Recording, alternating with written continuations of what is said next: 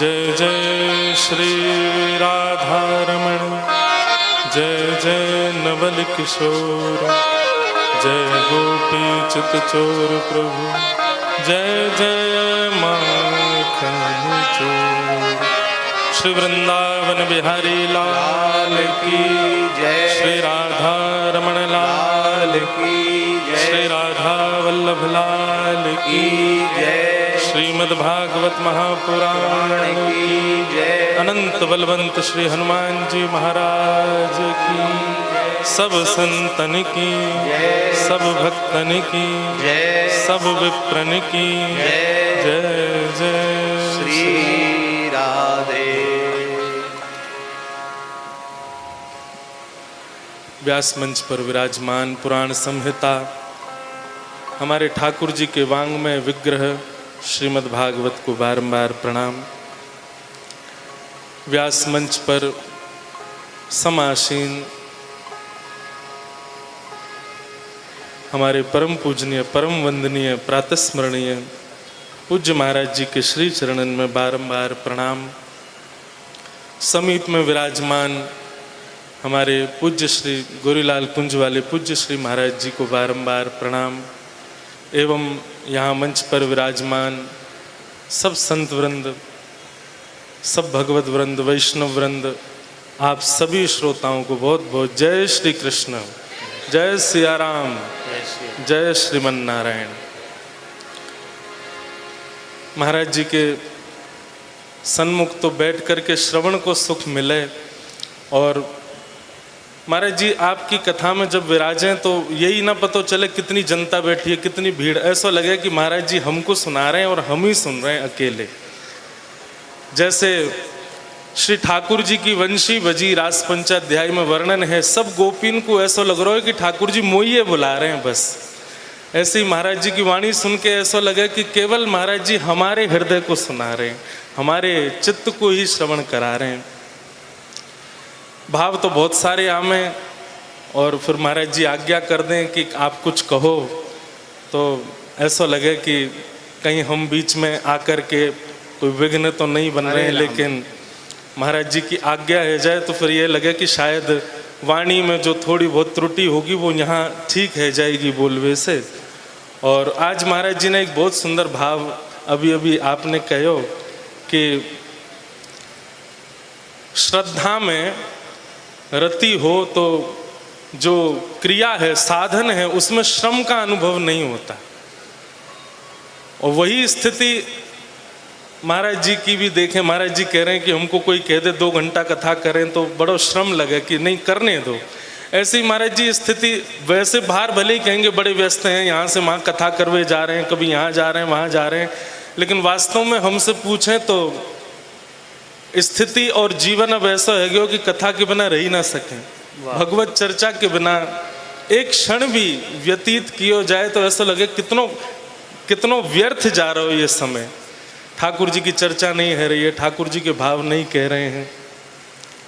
तो आज ये बात पता चली कि ये जो हरि चर्चा में जो लगे भय हो और इसी में ही हमारो जीवन है, यही में ही हमको सुख मिल रहा है, तो या को मतलब ये है कि ठाकुर जी बड़ी अनुग्रह करके, कृपा करके हम पर ये। एक बार महाराज जी ने एक भाव कहो कि हम वक्ताओं पर कितनी बड़ी कृपा, दुनिया के लोग ठाकुर जी को भजवे के काजे समय निकालें कि हम 1 घंटा भजन करेंगे, हम 2 घंटा ठाकुर जी को पूजेंगे, हम 15-20 मिनट ठाकुर जी के आगे बैठेंगे, लेकिन हम वक्तान के तो ठाकुर जी ने कान पकड़ रखे, बोले 4 घंटा तू को और कछु कर ही ना सके, तू केवल मुँह को याद कर। और 4 घंटा कथा सुनावे के काजे वासे पहले 2-3 घंटा और याद करना पड़े। तो हमारे तो ठाकुर जी ने कान पकड़ रखे हैं कि तुम पे और कोई काम नहीं है, तुम केवल मुँह को याद करो, 24 घंटा केवल मेरी स्मृति में रहो। बड़ी कृपा है ठाकुर जी की। सवै पुंसां परो धर्मो यतो भक्तिर अदोक्षजे अहैतुक्य प्रतिहता ययात्मा संप्रसीदति। श्रीमद् भागवत जी के प्रारंभ में ही श्री सूत जी महाराज निवेदन कर रहे हैं, सभी प्राणी मात्र का परम धर्म क्या है? ठाकुर जी की कथा के प्रति रति होना। वाह। हम श्रावण के महीना में शंकर जी पर खूब अभिषेक करें, बिल्वपत्र चढ़ावें, नवरात्रि के दिनन में खूब देवी पूजा करें, आदि आदि जो त्योहार होते हैं उनमें खूब देवन की अर्चना करें, पर हमारे द्वारा किए गई अर्चना, हमारे द्वारा की गई जितने भी नियम हैं वो ठाकुर जी स्वीकार कर रहे हैं। वाको प्रमाण ये है कि आपकी कथा में रति हो, कथा में रति नहीं है, कथा में आपको आलस्य आ रहे हो, कथा में कहीं ना कहीं आपको मन नहीं लग रहे हो है, तो आपके द्वारा जितने भी क्रम किए जा रहे हैं श्रम एव ही केवलम, आप जितने भी क्रम कर रहे हैं वो केवल श्रम के समान है। कथा में रति होना, कथा में अनुरक्ति होना, कथा में मन लगना, महाराज जी जो अभी बात श्रद्धा के विषय में कह रहे हैं, ये बहुत आवश्यक है। अन्य साधनों में आपका इतना मन नहीं लग रहा, लेकिन कथा में खूब मन लग रहा है, तो कथा प्रमाण है कि अन्य साधनों में आपसे कभी गलती होगी नहीं, कभी कोई अपराध बनेगा नहीं। कथा में यदि रति है तो जितने भी वैष्णव भक्तन को आप देखेंगे सबकी कथा में रति है। कथा में रति किए बिना ठाकुर जी ना तो कोई से प्रसन्न भय, ना कोई को मिले हैं। हमारी ब्रज की गोपियां गोपी गीत गाती हैं तो गोपी गीत के मध्य में ही कहती हैं, तब कथामृतम तत् जीवनम कविभिरेवितं कल्मषापहं श्रवणमङ्गलं श्रीमदाततं भुवि गृह्णन्ति ते भूरिदा जनाः। गोपियां भी कह रही हैं कि कथा, हम जिन तुवन सरकार हनुमान जी के चरणन में बैठे हैं उनकी महाराज जी सबको हनुमान चालीसा तो याद है, हनुमान चालीसा की एक चौपाई सबको याद है, प्रभु चरित्र सुनवे को रसिया राम लखन सीता मन बसिया। हनुमान जी को चोला पसंद है, ये कहीं ना कहीं से हमको पता चले। श्री हनुमान जी महाराज को लड्डू को भोग पसंद है, ये हमको कहीं ना कहीं से पता चले। श्री हनुमान जी महाराज को अकौआ के पत्तान पर श्री राम लिख करके पहनाओ, ये हनुमान जी को प्रिय, ये हमको सब संत जन बतावें। लेकिन गोस्वामी जी महाराज ने पूरी हनुमान चालीसा में एक ही बात को प्रधानता दी, बाकी कछु कर पाओ मत कर पाओ, लेकिन श्री हनुमान जी को, श्री प्रभु को चरित्र जरूर सुनाओ। वाह। श्री रघुनाथ जी को अगली मंगलवार मेरे कहे थे और कछु मत करियो, बस यहाँ जो महाराज जी ने कोई भाव सुनाया वह को याद करके श्री हनुमान जी के सामने बैठ के सुनाए दियो, हनुमान जी प्रसन्न रह जाएंगे। हनुमान जी को कथा प्रिय, गोपीन को कथा प्रिय, श्री हनुमान जी को कथा प्रिय। श्री भगवान श्री कृष्ण की प्रथम पटरानी श्री रुक्मणी जी जब पत्र लिखती हैं तो क्या कह रही हैं, श्रुत्वा गुणान भुवन सुंदर शृण्वताम ते। महाराज जी एक व्यास जी कह रहे कि ठाकुर जी के पास जब पत्र आयो रुक्मणी जी को, तो ठाकुर जी ने वही विप्रदेव से कही कि आप पत्र पढ़ के सुनाओ। तो विप्रदेव बोले, भगवान श्रुत्वा गुणान भुवन सुंदर शृण्वताम ते निर्विश्य कर्ण विवरे। ठाकुर जी बोले बस बस बस है, अब चलो बताओ कहाँ जाना है, एक भाव कह रहे हैं। तो ब्राह्मण देवता बोले, जय जय, ब्याह की बात है, पूरा पत्र तो पढ़ लीजिए, हमसे पूछ तो लीजिए कि कन्या कैसी है, वह को परिवार कैसो है। सो ठाकुर जी कह रहे हैं, हमको जो गुण चाहिए वो प्रथम अक्षर में ही लिखा है। वाह वाह। जो गुण हमारी पत्नी में होना चाहिए वो रुक्मणी जी ने प्रथम अक्षर में ही लिख दिया कि वो हमारी कथा से प्रेम करती है। वाह। तो श्रद्धा जो महाराज जी अभी विषय कह रहे हैं, कहीं बने नहीं बने लेकिन कथा में जरूर बननी चाहिए। वाह। कथा में आपकी श्रद्धा बन जाए। कितने विषय हमारे शास्त्रन में ऐसे बताए हैं। श्रीमद् भागवत जी के तृतीय मंगलाचरण में कह रहे हैं कि श्रीमद् भागवत जी एक बार सुनने की इच्छा मात्र प्रकट हो जाए, हरिश्चित्तम समाचरेत, हरि प्रकट हो जाते हैं चित्त में। साधन बता रहे हैं, बहुत भाव बता रहे हैं, श्रद्धा कैसे प्रकट होगी, पर हमको एक बात जो समझ में आती है, श्रद्धा हमारे चाहने से प्रकट हो ये एक बात है जाएगी, लेकिन इतनी बन पाई ये जरूरी नहीं। पर प्रयच्छति गुरु प्रीतो वैकुंठम योगी दुर्लभम। यदि गुरु प्रसन्न हो जाएं, हमारे साधु संत प्रसन्न हो जाएं, कोई वैष्णव प्रसन्न होकर अपनी दृष्टि से हमको देख भर ले, ठाकुर जी की कथा के प्रति श्रद्धा बढ़ी जाएगी। महाराज जी, एक छोटी सी चर्चा है कि गिरिराज जी में एक वैष्णव रहते थे, श्रीनाथ जी के मंदिर के बिल्कुल नीचे ही विराजते थे, दर्शन करने नहीं जाते थे श्रीनाथ जी के, केवल कहीं से श्रीनाथ जी के श्रृंगार के रस की चर्चा सुन करके और 4-5 लोगों को बैठा के वही चर्चा सुना देते थे। आज श्रीनाथ जी ने ऐसी माला पहनी है, आज श्रीनाथ जी का श्रृंगार ऐसा है, श्रृंगार का ये भाव है, माला का ये भाव है, तो लोग बाग बड़ी प्रशंसा करते, बोले इनके प्रवचन कितने सुंदर। तो केवल प्रवचन करते थे लोगों को रिझाने के लिए, दर्शन करने नहीं जाते थे। तो एक बार श्री सूरदास जी महाराज ने उनका वो भाव सुना। भाव सुनकर के सूरदास जी तुरंत पहचान गए, बोले ये सुनी सुनाई बात कह रहे हैं, स्वयं दर्शन कर करके नहीं बोल रहे हैं। तो अब संत तो सब जानते हैं। सूरदास जी महाराज उनके पास गए, बोले आप बहुत अच्छा प्रवचन करते हो, बहुत अच्छा श्रृंगार का वर्णन करते हो, पर देखो हम अंदर की बात जानते हैं, आप दर्शन करते नहीं हो ये हमको पता है। कोई आकर के आपको बता जाता है या कहीं प्रवचन में आप किसी और से सुन लेते हो, उसी को सजा करके बोल देते हो, स्वयं दर्शन नहीं करते हो। तो भैया ऐसा नहीं करना चाहिए, आपको चलना चाहिए दर्शन करने के लिए। तो वो व्यक्ति बोले ठीक है महाराज जी मैं चलूंगा। सूरदास जी रोज कहते कल चलो परसों चलो, वो रोज कहते हाँ अभी एक काम है परसों चलूंगा फिर आगे चलूंगा, जाते नहीं दर्शन के लिए। एक दिन सूरदास जी महाराज उनके द्वार पे ही पहुंच गए, हाथ पकड़ दिया, बोले आज तो तुमको चलना ही पड़ेगा ठाकुर जी का दर्शन करने।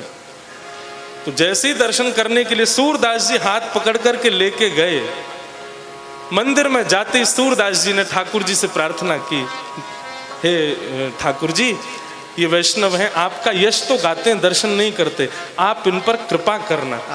तो जैसे ही सूरदास जी उनको लेके पहुंचे तो श्रीनाथ जी मचल पड़े, श्रीनाथ जी आनंदित हो गए, बोले अरे सूरदास जी मैं तो कब से प्रतीक्षा कर रहा हूं याकू मिलवे की, आप याकू लेकर के आए, बड़ी कृपा। सूरदास जी महाराज बोले भगवान आप इसकी प्रतीक्षा कर रहे थे? तो ठाकुर जी बोले हम बे। बोले आप प्रतीक्षा क्यों कर रहे थे, ये कोई वैष्णव तो है नहीं, ये कोई आपका परम भागवत तो है नहीं, आप इसकी प्रतीक्षा क्यों कर रहे थे? इतना सुंदर उत्तर ठाकुर जी देते हैं। ठाकुर जी कह रहे हैं, बोले सूरदास जी जिस दिन आपकी दृष्टि इस पर पड़ी और आपके मन में ये भाव आया कि ये ठाकुर जी के सामने जावे, ठाकुर जी के सन्मुख पहुंचे, उसी दिन से मैं इसकी प्रतीक्षा कर रहा था कि कब मेरे पास आएगा। समझ में आई बात? सूरदास जी ने मन बना लिया कि याकू लेकर के मुकु ठाकुर जी के सामने जानो, तो ठाकुर जी प्रतीक्षा उसकी करने लगे। इसका मतलब यदि संत कृपा कर दें, वैष्णव कृपा कर दें और उनकी दृष्टि पड़ जाए, उनको वरदहस्त पड़ जाए, तो ठाकुर जी ना चाहते हुए भी अनुग्रह करेंगे। और यही श्रद्धा है। श्रद्धा आपके मेरे श्री रैदास जी कहते हैं सोई सुहागन प्रिय जाहि रीझ है। सुहागन कौन है भक्ति में? जिससे ठाकुर जी रीझ जाएं, और ठाकुर जी उसी से ही रीझेंगे जिसके गुरु प्रसन्न हो गए हैं। तो भाव तो बहुत सारे हैं। सूरदास जी को एक पद है,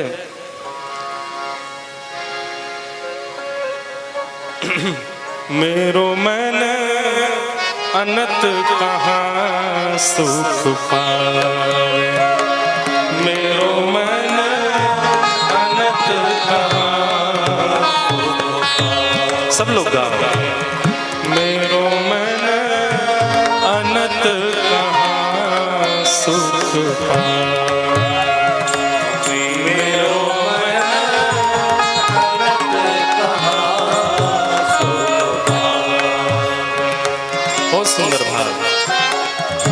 जैसे उड़ जहाज को पंछी, जैसे उड़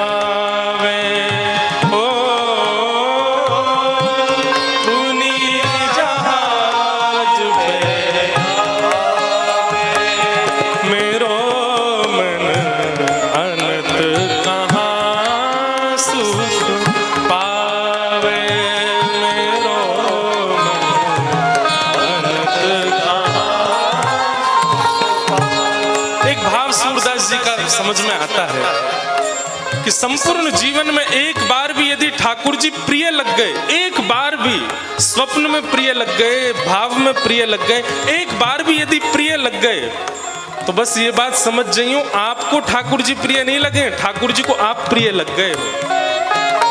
और फिर चाहे कछु है जाए, आपको घूम फिर के ठाकुर जी के पास से ही आना पड़ेगा। एक बार भी यदि वृंदावन के प्रति, एक बार भी वैष्णव के प्रति, एक बार भी यदि ठाकुर जी के प्रति प्रेम चित्त में आए हो, वही समय भैया समझ जाइयो कि अब हमारी ठोर और कछु नहीं है, यही है। जैसे जहाज को पंछी उड़ कहीं भी चलो जाए, लेकिन पुनी जहाज में आवे, मेरो मन अनंत कहाँ सुख पावे। सूरदास जी कह रहे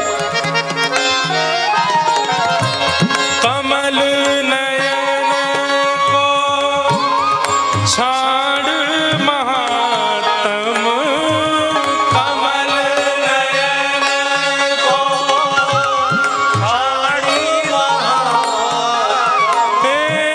कमल नयन को छाड़ महात्म, कमल नयन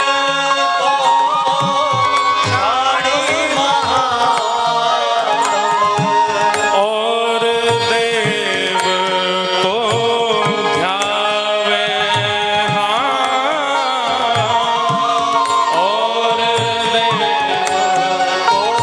ध्यावे। कैसे?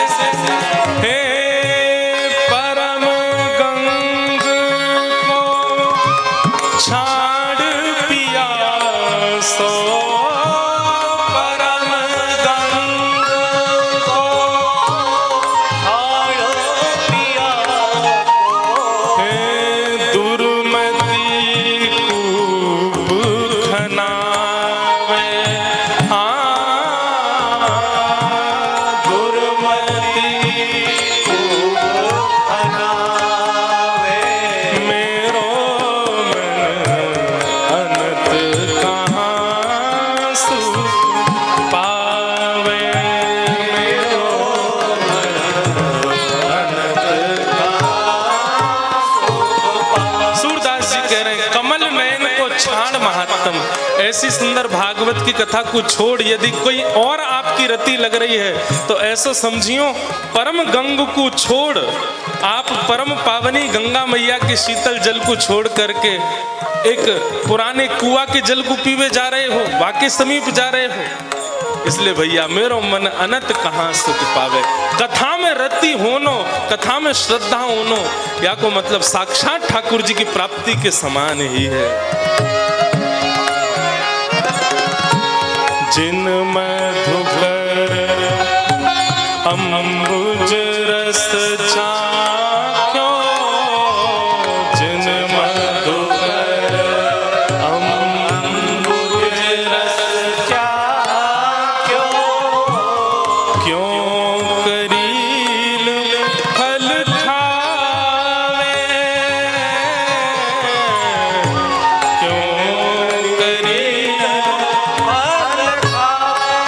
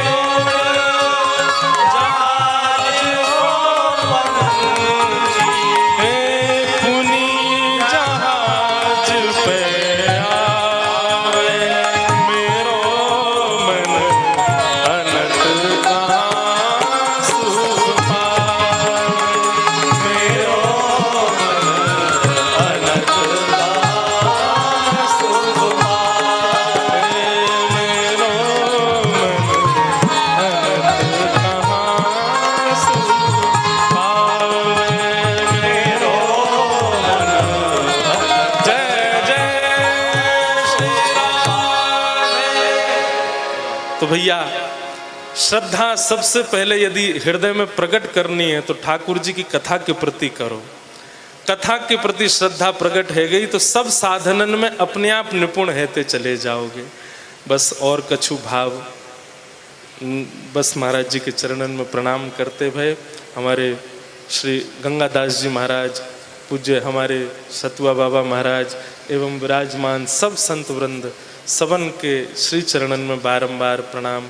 पूज्य महाराज जी के चरणन में बारंबार दंडवत प्रणाम। पूज्य गोरीलाल कुंज वाले महाराज जी के चरणन में सदा सदा ऐसे ही बस रति हमारी बनी रहे। और सब संतन से एक ही प्रार्थना कि या तन से भगवत कथा के अलावा और कोई काम बन ही नहीं पावे, ऐसा आशीर्वाद दो। केवल ठाकुर जी की कथा और बस यही भाव बनो रहे, इसके अलावा हम और कोई काम के ना रहें, ऐसा आशीर्वाद हमको प्रदान करें। महाराज जी के चरणन में बारंबार प्रणाम।